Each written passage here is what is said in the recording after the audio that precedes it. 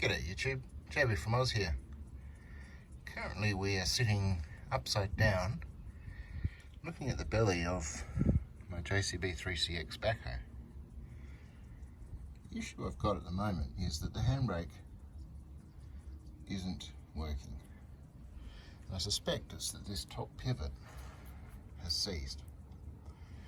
When the cable is loose, we're certainly getting some release on this side, but when it's tight we're just not getting a clamp, and that's what I suspect it is anyway. So today's job is to service this assembly. Let's see how we go. Alright, well, my first assumption was incorrect. We've got plenty of movement on the pads. The cable is quite free. But what I have found is this pin here is actually seized. So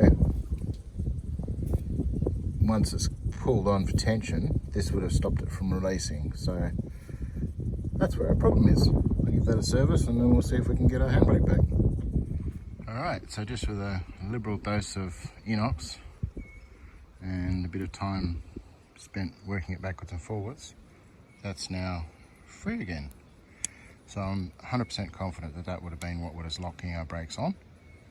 And I'll just make sure it's got a good load of Lanox inside, and then probably a quick coat of nickel anti-seize, very light coat, just to sort of keep any moisture out and to give it a little bit of permanent protection there, or at least, you know, next 10 years or whatever.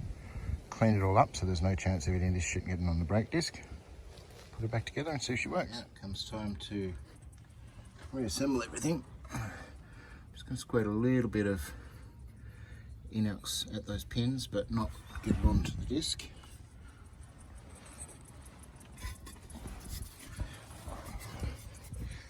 And also a little bit on the cable.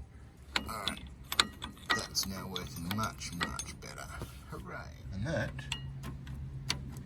now looks like it's going to do the job.